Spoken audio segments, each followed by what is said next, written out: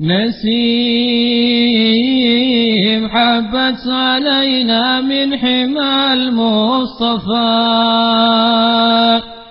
نسيم حبت علينا من حمى المصطفى نسيم فيها الهنا فيها الدواء والشفاء بشامها يصلح ظاهر لنا والخفاء يباخت من للنبي في كل حال اقتفى يا باخذ من للنبي في كل حال اقتفى على قدم صدق مع أهل الهمام والوفاء هم رجال الأكابر هم الشرفاء هم أهل الأسرار هم أهل النقى والصفاء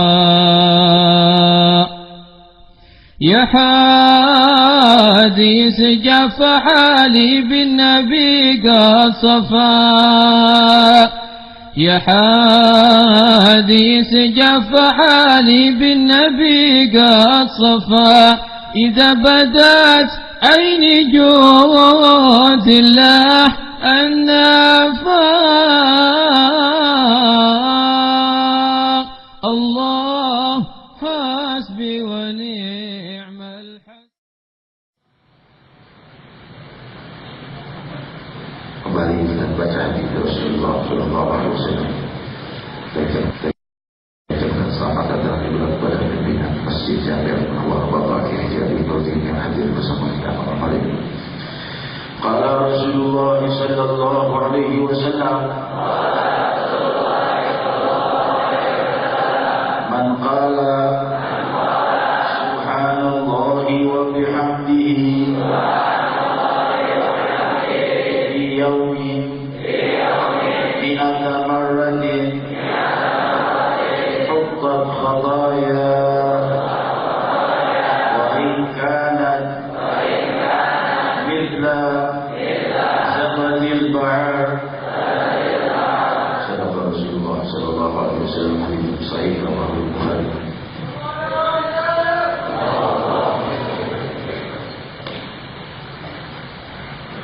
Assalamualaikum warahmatullahi wabarakatuh. Hamdan li rabbil khassana bi Muhammadin wa anqadhana min dhulmatil jahli wad dayajiri. Alhamdulillahi alladhi hadana bi'abdihi al-mukhtar man da'ana ilayhi bil idni wa qad nadana labbaika ya man dalana wa hadana. Sallallahu wa sallam wa baraka alaihi wa ala alihi. Alhamdulillahi alladhi jama'ana fi hadzal majlis wa fi hadzal mawdar limpahan puji kehadirat Allah Subhanahu wa ta'ala yang maha mencintai hamba-hambanya melebihi cinta hambanya satu sama lain, yang tiada satu makhluk bisa melebihi cintanya Allah kepada seorang hambanya, dan yang paling mencintai adalah Allah. Cinta utama yang muncul dan jelas adalah anugerah kehidupan, yang itu merupakan cinta yang tidak bisa ditandingi oleh semua cinta dan kasih sayang yang lain.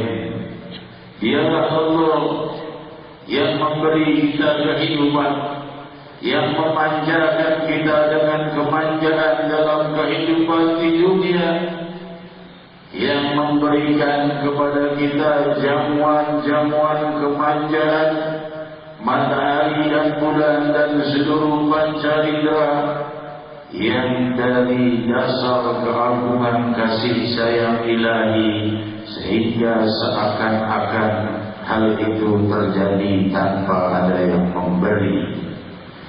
Sebagaimana seorang bayi yang kecil yang bisa disayangi oleh ibunya dan dia tidak sadar bahwa ia ada yang sangat menyayangi.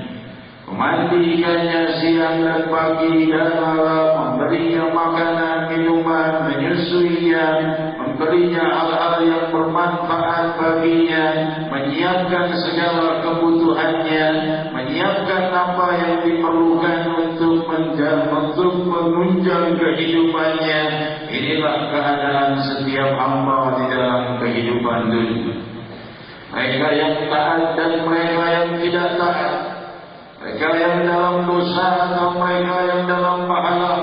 Inilah cinta yang melebihi semua cinta yang tak akan kau dapatkan dari yang lain selainnya. Illallah, terkecuali Allah yang Maha Tunggal dan Maha Mengasihi.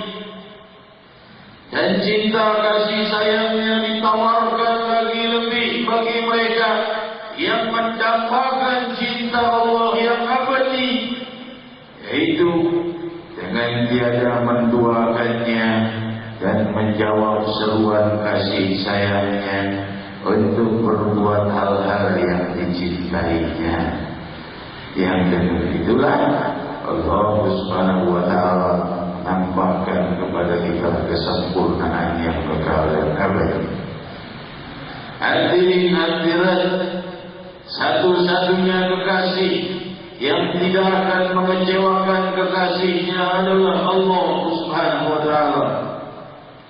Kasih sayang yang muncul pada setiap jiwa hambanya dijawab lebih daripada cinta hamba itu kepadanya.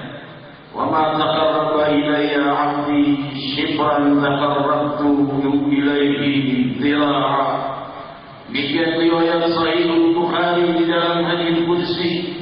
Ia adalah seorang hamba mendekat kepadaku satu jengkal kecuali menjawab kedekatan padanya satu hasta.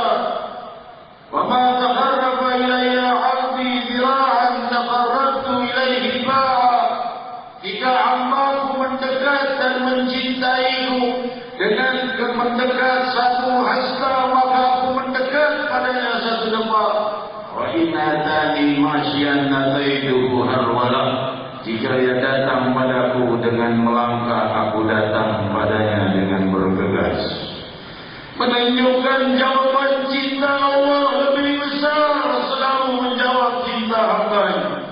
Sebesar apapun rindu hambanya, Allah lebih rindu kepadanya.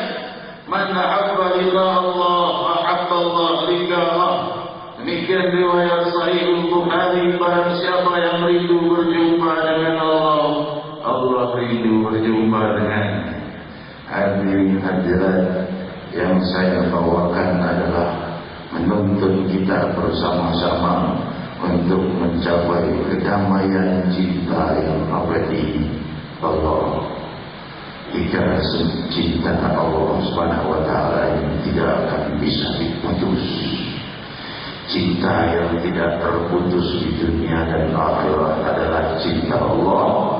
Dan cinta yang ada sangkut pautnya dengan cintanya Allah tidak bisa diputus dengan kematian, tidak bisa diputus dengan matinya jasad. Hadirin hadirat yang dimuliakan Allah, sampailah kita pada hadis agung yang disabdakan oleh Nabi Muhammad sallallahu alaihi wasallam.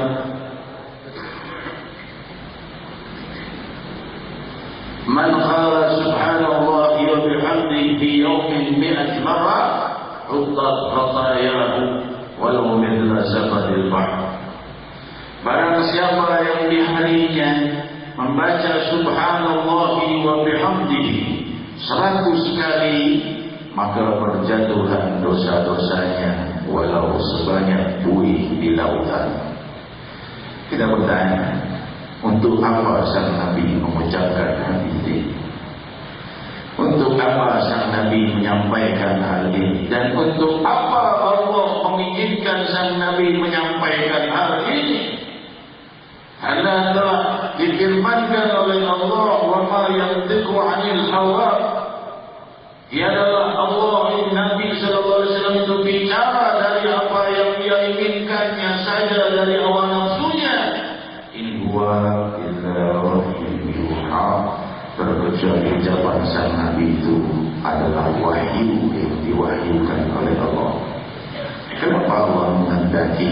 sang Nabi berbicara seperti ini. Barang siapa yang mengucap satu harinya subhanallahi wa bihamdihi 100 kali, berjatuhan dosa-dosanya walau sebanyak buih di lautan. Subhanallah artinya maha suci Allah. Orang yang mensucikan Allah Subhanahu wa ta'ala berarti dia mengagungkan Allah, berarti dia menjadikan nama Allah itu agung dan suci di hatinya. Allah tidak perlu disucikan karena sudah maha suci, tapi ucapan itu menunjukkan kesetiaan hamba dan cintanya hamba kepada Allah. Wa bihamdihi, dan segala puji untuknya. Al-Imam Ibnu Hajar dalam Fathul Bari syarah Sahih Al-Bukhari mensyarahkan makna hadis ini bahwa kalimat subhanallah wa bihamdihi juga diriwayatkan di dalam Sahih Muslim, ahabbul kalimah ilallah, kalimat yang paling dicintai oleh Allah adalah subhanallah wa bihamdihi. Al-Imam Ibnu Hajar juga menukil hadis afdalul kalimah la ilaha illallah, seagung-agung kalimat adalah la ilaha illallah. Nah, berkata Imam Ibnu Hajar menukil satu pendapat dari para hadirin bahwa kalimat subhanallah wa bihamdi sudah terangkul di dalamnya kalimat la ilaha illallah. Karena la ilaha illallah adalah mentauhidkan Allah dari segala sesembahan selainnya, sedangkan kalimat maha suci Allah dan baginya segala puji tentunya salah satu bentuk dari kesempurnaan pemahaman kalimat la ilaha illallah. Jika seseorang memahami kalimat la ilaha illallah dan mendalami hakikat maknanya bahwa tiada yang patut disembah selain Allah, maka sampailah ia kepada samudera cinta kepada Allah. Maka ia selalu mensucikan dan memuji Allah. Dalam keadaan seperti itu, orang yang mempunyai bibir dan sanubari yang mensucikan dan memuji Allah 100 kali dengan kalimat ini dalam harinya, pupus dan berjatuhan dosa-dosanya walau sebanyak buih di lautan. Apa ini dosa? Dosa adalah perbuatan yang tidak disenangi oleh Allah. Itu berjatuhan dengan perasaan cintamu kepada Allah yang terbuahkan dengan kalimat subhanallahi wa bihamdihi.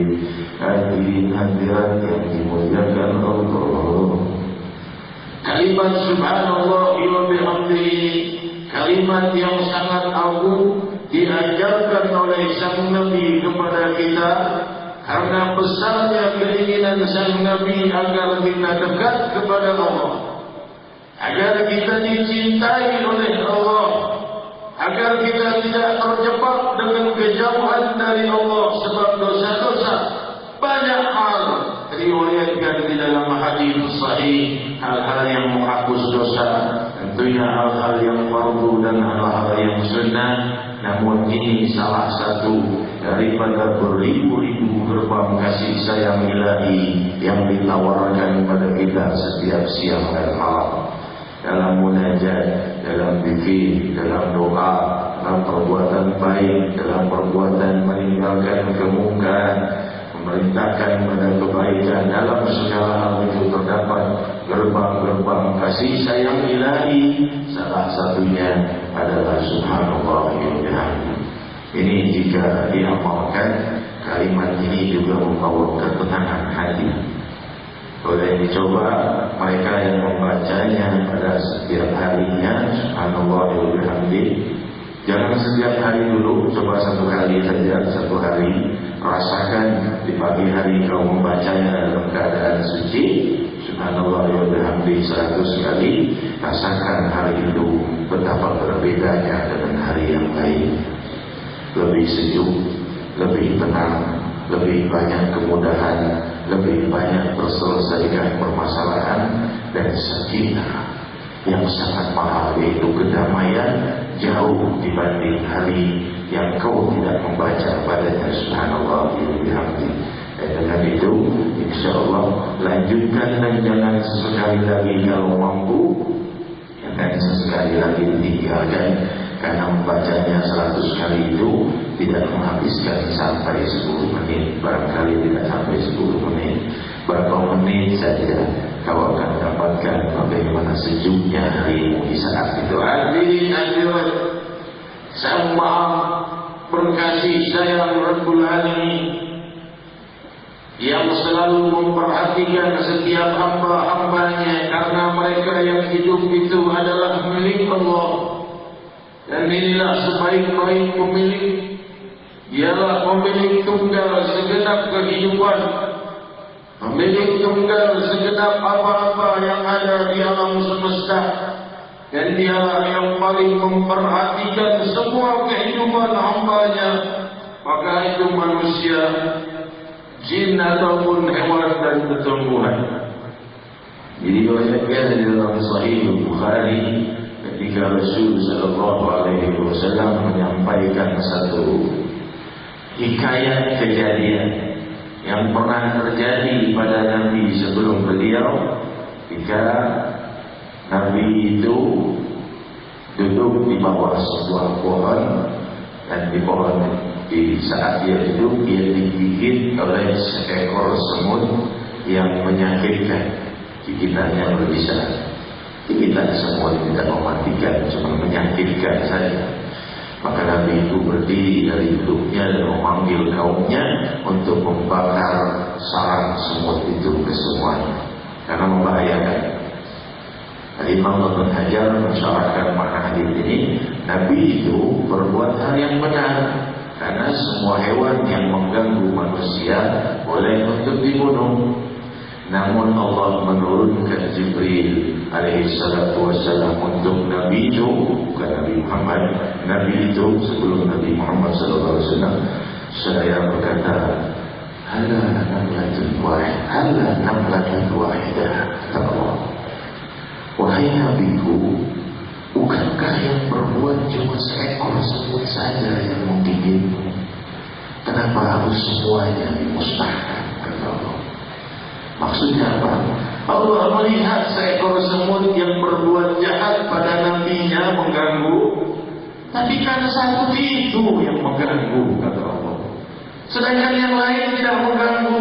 Bagaimana engkau seorang nabi, orang yang sangat dekat kepada Allah, membunuh makhluk yang dicipta oleh Allah yang tidak bersalah?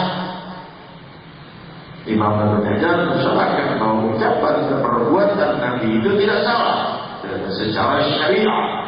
Namun Allah ingin mengingatkan kepada Nabi itu betapa Allah itu melihat seluruh perbuatan hambanya, dan betapa Allah itu menyayangi setiap makhluk hidup yang diciptanya.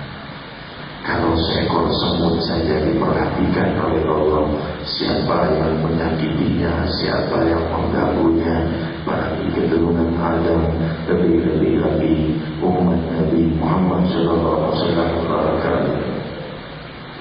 Innahu kana tawwaba, sungguh dia Allah itu Maha menerima taubat. Kalimat ini hadirin jika kita renungkan, innahu kana tawwaba, kalimat ini menjawab semua keputusasaan hamba yang telah tenggelam dalam samudera dosa. Kalimat ini menghibur mereka bahwa cinta Allah pasti mereka dapatkan. Innahu kana tawwaba, dia itu Maha menerima semua taubat.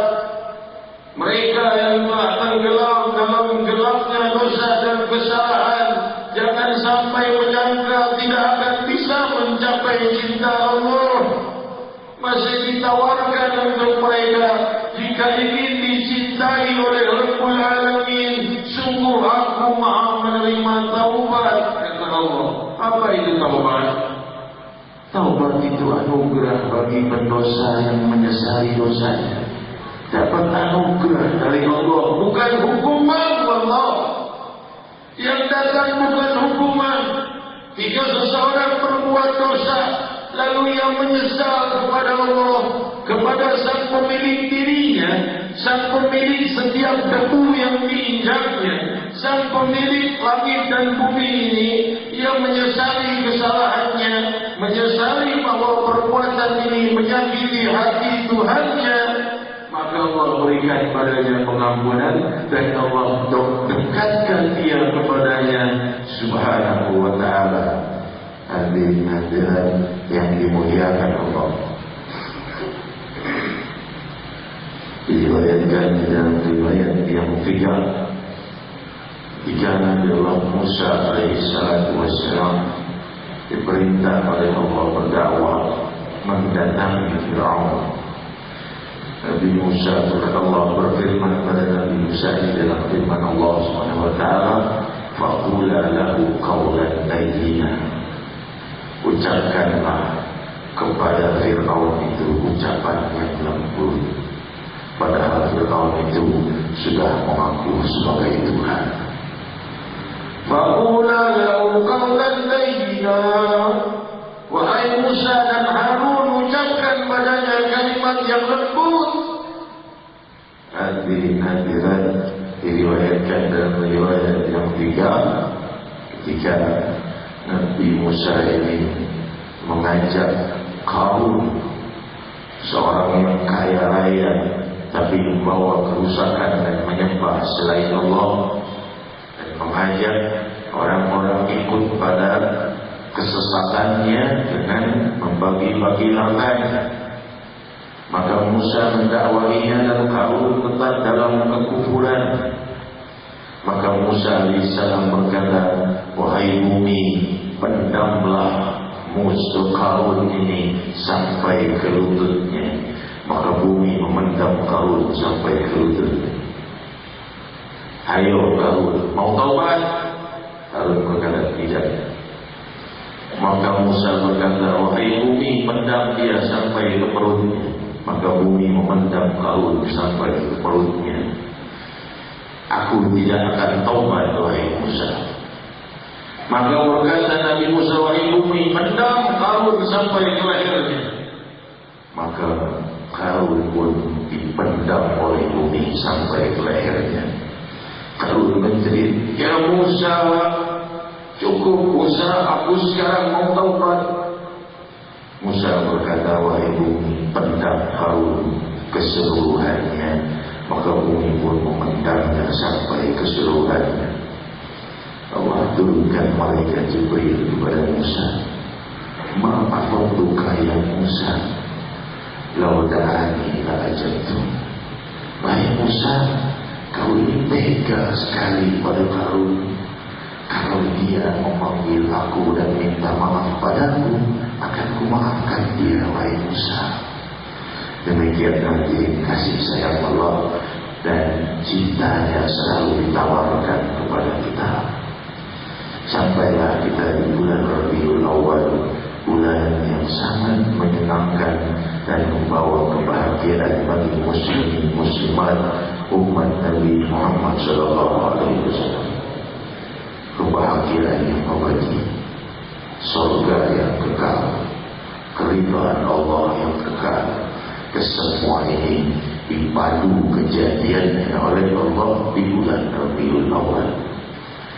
Lahir sang Nabi di 12 Rabiul Awal, demikian pendapat yang mu'tamad. Hari Senin 12 Rabiul Awal. Hijrah sang Nabi pun riwayat Sahih Bukhari bahwa beliau masuk ke kota Madinatul Munawwarah di saat hijrah pada hari Senin 12 Rabiul Awal, dan wafatnya beliau pun pada hari Senin 12 Rabiul Awal. Hadirin hadirat, diriwayatkan di dalam Sahih Bukhari bahwa ketika Abbas bin Abdul Muttalib bermimpi Abu Lahab setelah wafat, dilihatnya Abu Lahab berada di dalam kandang api yang mengerikan. Maka ditanya kepada Abu Lahab, "Apa yang sekarang kau terima setelah kematian wahai Abu Lahab.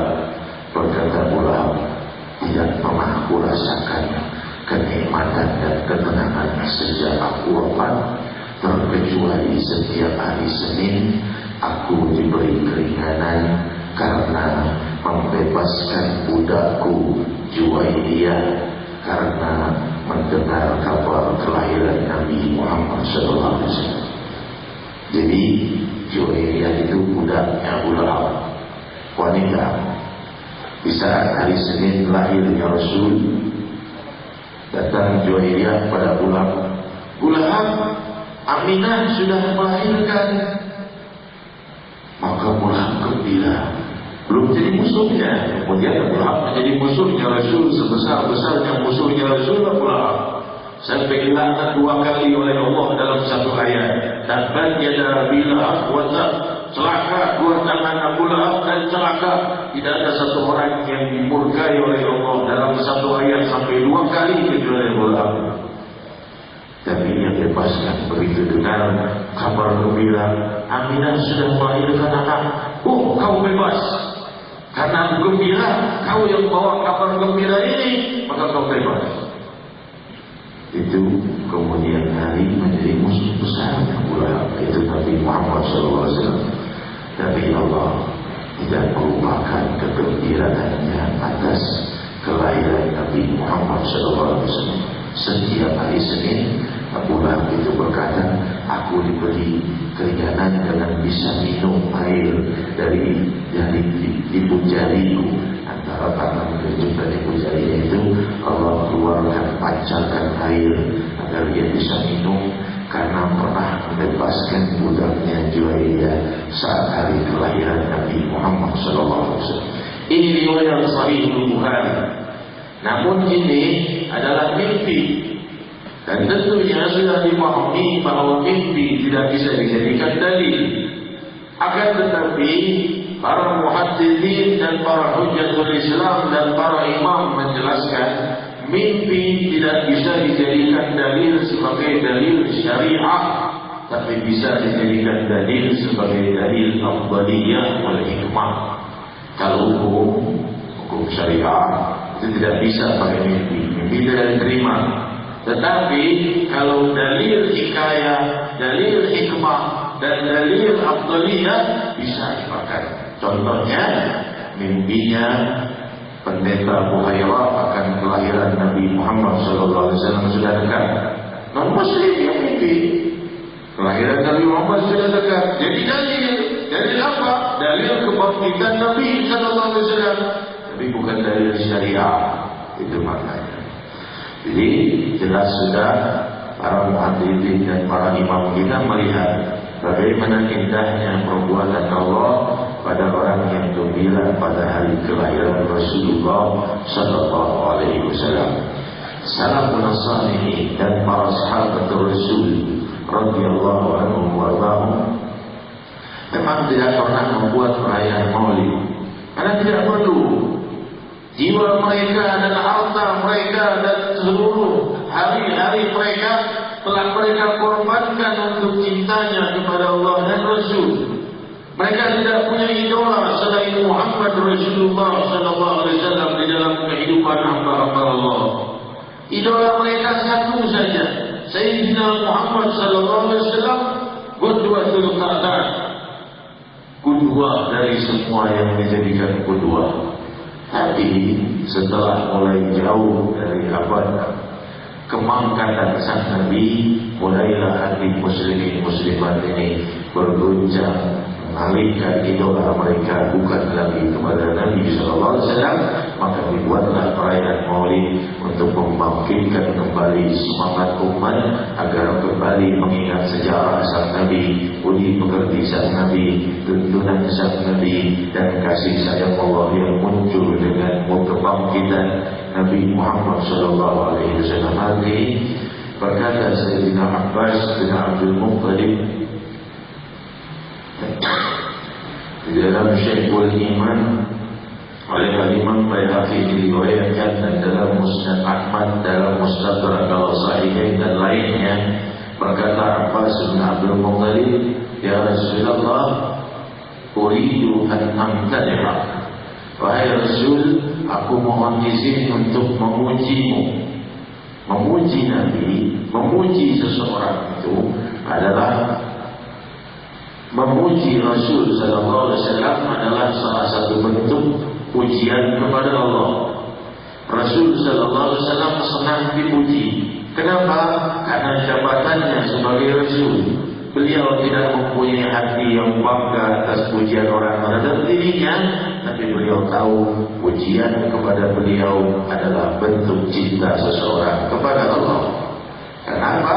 Karena beliau mempunyai jabatan sebagai Rasulullah, dan cinta Allah, iman seseorang itu sempurna dengan cinta seseorang kepada Nabi Muhammad SAW.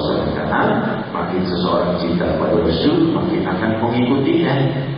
Kalau seandainya kita mencintai seseorang, dijadikan idola, makin kita berusaha untuk mengikutinya. Oleh sebab itu Nabi gembira dengan semua perbuatan yang bisa mendorong umat ini mencintai beliau, termasuk di antaranya pujian. Maka berkatalah Rasul pada Abbas bin Abdul Muttalib, "Qul la yaqulillahu faq." Silakan oleh Allah, ucapkan syairmu dan Allah akan menjaga bibirmu. Maksudnya apa? Abbas berkata, sampai aku lanjut usia, tidak pernah aku terkena sakit gigi, tidak ada satu gigiku pun yang tanggal karena doanya Nabi Muhammad SAW saat aku akan mengucapkan syair pujian padanya. Di antara kalimat sang Nabi Abbas bin Abdul Muttalib, "Anta alladhi lamma wulidta asyraqatil ardu binur bil ufuqi." Kau yang di saat kelahiranmu ini wahai sang Nabi, di hari kelahiranmu ini wahai sang Nabi, terbitlah cahaya ufuk, dan di saat itu terbitlah cahaya mulia. Wa nahnu bidzalika subhanallahu bidzalika nur wa dhiya wa fi subulir rasyadi nahtaridu. Dan kami selalu berada di dalam cahaya hidayah, dan cahaya kelahiranmu itu masih menaungi kami sampai saat ini, kata Abbas bin Abdul Muttalib. Ini menunjukkan salah satu kalimat yang diucapkan karena cintanya para sahabat dan gembiranya atas kelahiran Nabi Muhammad SAW. Karena risalah dan seluruh tuntunan syariatul mutahharah ini Allah munculkan ke muka bumi diawali dengan kelahiran Nabi Muhammad SAW. Terbitnya dari kelahiran sang Nabi, maka Allah bersumpah dengan usia beliau. Di salah satu firman Allah berfirman, "La'amruka," demi usiamu wahai Muhammad. Menunjukkan dari sejak kelahiran hingga wafatnya beliau itu dimuliakan oleh Allah Subhanahu wa taala. Hadirin hadirat, pujian kepada Nabi sallallahu alaihi wasallam adalah hal yang sunnah dan diperbolehkan dilakukan di dalam masjid ataupun di luar masjid. Sebagaimana riwayat Sahih Al-Bukhari, ketika Sayyidina Hasan bin Thabit radhiyallahu anhu arda membaca syair pujian untuk Nabi di Masjidil Nabawi, maka Rasul sallallahu alaihi wasallam berdoa untuknya, "Allahumma ayyidhu bi ruhil qudus." Wahai Allah, bantulah Hasan bin Thabit itu dengan Jibril alaihi salatu wassalam. Belum pernah Nabi mendoakan orang seperti itu kecuali untuk Hasan bin Thabit yang membacakan syair pujian untuk Nabi di dalam masjid. Dan sebab itu, jika muncul di masa sekarang orang mengatakan pujian pada sang Nabi itu bid'ah, berarti karena belum memahami hadis ini. Hadis ini riwayat Sahih Al-Bukhari, dan kemudian inilah adalah hal yang sunnah, memuji Nabi sallallahu alaihi wasallam di dalam masjid, bahkan didoakan oleh Rasul sallallahu alaihi wasallam. Kenapa?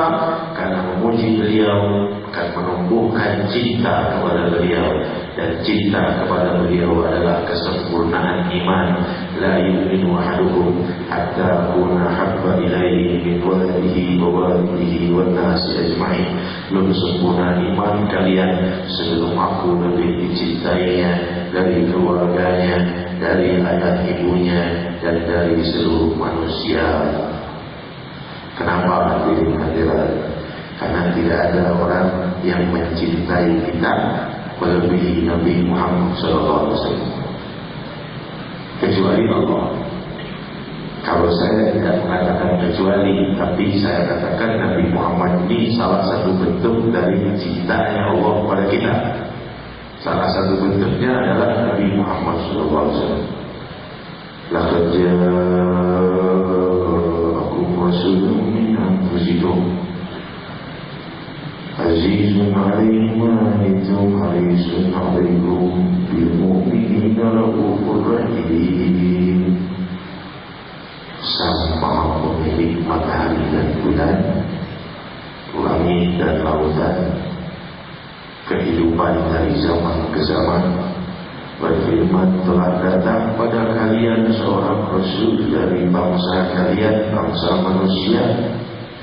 Sangat berat memikirkan hal yang menimpa kalian. Harisun 'alaikum bil mu'minina raufur rahim.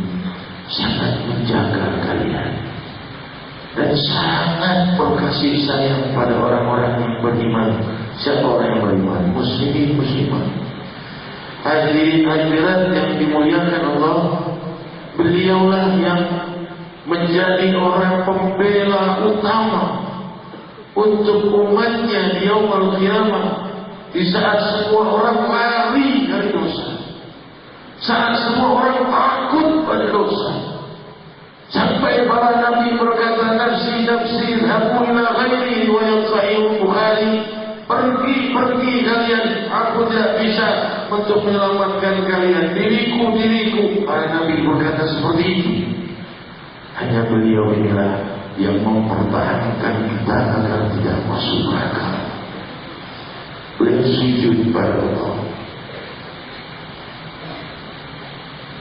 Saya berkata, umatku, wahai Allah.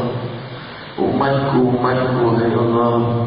Sujud untuk membela para pendosa agar jangan masuk neraka. Maka Allah berkata,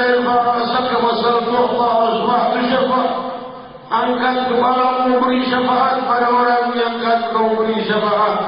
Dan beliau memberi syafaat, banyak orang dibagi syafaat kepada amal saleh. Sedekah bisa memberi syafaat, hewan kurban bisa memberi syafaat, masjid memberi syafaat, semua bisa memberi syafaat dari amal saleh.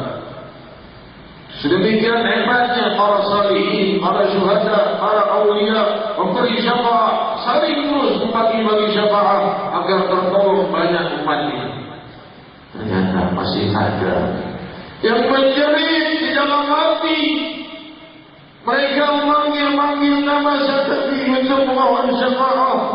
Para pendosa, para penjahat, para orang yang wafat dalam kezaliman, mereka masih menjerit dan sang Nabi tidak tega mendengar jeritan mereka. Saya kembali sujud kepada Allah, meminta lagi syafaat. Dalam riwayat sampai 4 kali beliau memintakan syafaat, dan Allah katakan, ambil orang yang akan kau beri syafaat. Demikian indahnya Nabiku dan Nabi kalian Sayyidina Muhammad SAW. Kita bertanya, di mana kasih sayang Allah? Kok Nabi lebih cinta pada kita daripada Allah?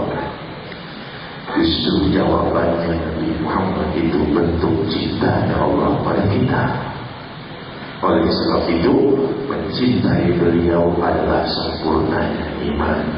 Demikian hadirin hadirat yang dimuliakan Allah, kita bermunajat kepada Allah Subhanahu wa taala di hadapan kita. Beberapa hari lagi acara besar kita, hari Senin tepat 12 Rabiul Awal di Masjid Istiqlal, yang kita harapkan muslimin bisa mencapai lebih dari 1 juta muslimin. Kita ingin segera Jakarta ini menjadi kotanya Sayyidina Muhammad SAW. Kita ingin segera Jakarta ini paling makmur, panggung salawat dan zikir kepada Allah dan salawat pada Nabi Muhammad SAW. Sudah cukup Jakarta ini ratusan tahun dipenuhi dengan bambu-bambu dosa dan kesalahan. Sudah waktunya pembenahan kita dengan kedamaian. Semoga Allah membenahi bumi Jakarta dan seluruh wilayah muslimin di barat dan timur. Diawali dengan Jakarta. Kenapa? Ibu kota negara muslimin terbesar di dunia adalah Jakarta. Negara muslimin terbesar di dunia adalah Jakarta, adalah Indonesia. Negara muslimin terbesar di dunia. Paling banyak umat Muhammad di Indonesia. Sallallahu alaihi wasallam ala nabiyina Muhammad. Jadi Indonesia ini negeri yang paling diperhatikan oleh Allah Subhanahu wa taala dan Rasulnya. Kenapa? Paling banyak umat Muhammad di sini. Orang berkata di sini banyak musibah, karena musibah adalah pencucian dosa. Tapi kalau mereka beristighfar, Allah angkat musibah itu dari mereka. Dan ibu kota Indonesia adalah Jakarta. Dan sebab itu, kalau akan muncul kemakmuran pada permukaan bumi, sebagaimana janji sang Nabi dari hadis yang sering saya sampaikan, bahwa di akhir zaman pembunuhan terjadi, perampokan, perpecahan, permusuhan, lalu munculnya banyak yang mengaku Nabi. Setelah itu akan muncul kemakmuran. Kita bertanya dari mana munculnya kemakmuran itu? Akan berawal dari bumi Jakarta ini. Semoga Allah jadikan Rabiul Awal tahun ini membuka kemakmuran bagi bumi Jakarta, mengawali kemakmuran barat dan timur. Ya Rahman ya Rahim ya Dzal Jalali wal Ikram. Kita jadikan 12 Rabiul Awal ini tanda kesetiaan kita kepada Allah dan Rasul. Ajak teman-teman kita hadir acara kita di Masjid Istiqlal dari jam 9 sampai selesai pagi. Demikian hadirin yang dimuliakan Allah. Dan ada acara-acara lain sebelumnya, malam Senin, malam Ahad, malam Sabtu, acara-acara kita penuh. Dan alhamdulillah, semoga Allah menjadikan Rabiul Awal ini keberkahan yang dengan itu akan muncul pemimpin insyaallah di bumi Indonesia ini, pemimpin yang akan membuka kemakmuran bagi negeri kita dan bangsa kita, mengawali kemakmuran barat dan timur. Ya Rahman ya Rahim ya Dzal Jalali wal Ikram. Kami bermunajat kehadiran Ya Allah ya Rahman ya Rahim ya Dzal Jalali wal Ikram. Kami hadir di hadapan-Mu dan Kau telah sangat menyayangi kami dari sejak kami belum lahir hingga kami lahir, dan kami terus berbuat kemungkaran dan dosa, dan Kau terus menawarkan cinta dan pengampunan. Wahai yang Maha menawarkan cinta lebih dari cinta kami kepadamu, yang jika kami mendekat padamu, Kau lebih dekat pada kami. Jika kami ingin cinta padamu, Kau lebih ingin cinta pada kami. Jika Kau rindu pada kami, jika kami rindu padamu, Kau lebih rindu daripada kami. Untuk berjumpa dengan kami, Ya Rahman Ya Rahim. Inilah jiwa, hidupkan jiwa kami dengan kerinduan kepadamu. Hidupkan hari-hari kami dengan kebahagiaan. Terbitkan matahari kemakmuran bagi kami dunia dan akhirat. Ya Rahman Ya Rahim. Inilah kami, para pendosa, tidak bisa lari dari dosa setiap terbit dan terbenamnya matahari. Tapi kami juga tidak mau jauh darimu, wahai yang maha dekat, wahai yang maha pemurah, wahai yang maha luhur, wahai yang nama paling agung, wahai nama yang paling memiliki cinta, wahai nama yang paling berkasih sayang. Wa qulu jami'an ya Allah ya Allah.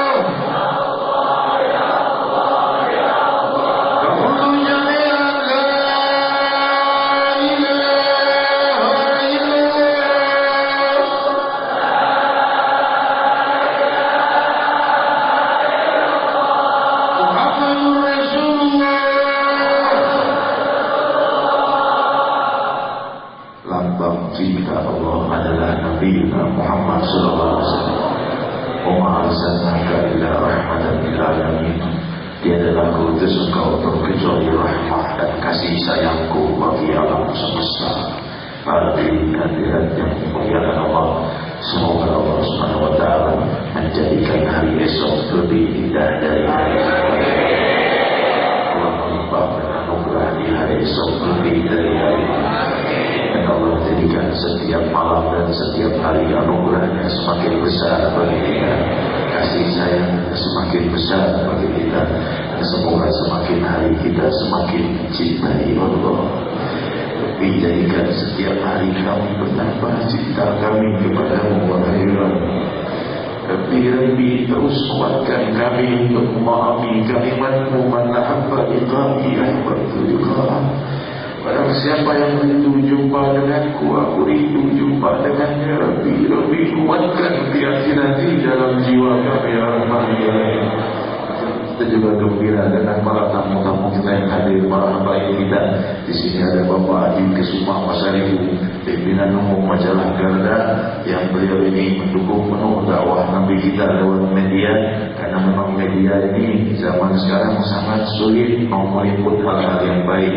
Kalau hal-hal yang membawa kerusakan dan membawa celah bagi muslimin ditayangkan. Kalau acara-acara besar yang adanya zikir, ketenangan pemuda, kedamaian pemuda, mereka tidak mau atau malas menayangkannya. Ini alhamdulillah Bapak Adi Kesuma Masaribu, pimpinan umum majalah Garda, beliau insyaAllah menjadi yang mengawali daripada media-media massa yang insyaAllah akan mengikuti beliau untuk terus menayangkan. Karena umat ini ikut dengan gaya media massa. Apa yang ditayangkan di media itulah kiblatnya umat. Kalau media massa melihat, masa yang melihat media muslimin berbuat ini, berbuat itu, maka orang-orang awam benci pada muslimin. Maka oleh sebab itu musuh-musuh Islam tidak mau acara-acara damai seperti ini masuk ke media, karena akan diikuti di tempat lain. Nanti orang bikin juga zikir pemuda, salawat pemuda, nanti di mana-mana bikin. Mereka takut kalau seperti ini terjadi, maka tidak mau ditayangkan di media massa. Di Bapak Adi Kesuma Masaribu, semoga dipanjangkan usianya oleh Allah, memberkahan dalam perjuangannya. Juga guru kita yang datang dari Papua, juga Habib Ahmad Bahar, Al-Bisha Pesawat, dan para habaib semua, para tokoh masyarakat, para sesepuh, kita berdoa kepada Allah dengan wasilah menutup kita yang diwasiatkan oleh guru mulia kita Al-Hafidz Al-Muslim Al-Habib Umar bin Nabil, untuk memohonkan ketenangan dan pertolongan bagi muslimin, dan juga munculnya pemimpin-pemimpin yang membela Islam, yang membawa kedamaian, yang mencintai para salihin, pemimpin yang melakukan salat, pemimpin yang membela kedamaian dan pembenahan umat. Kita berdoa bersama-sama. Hadirin hadirat yang dimuliakan Allah.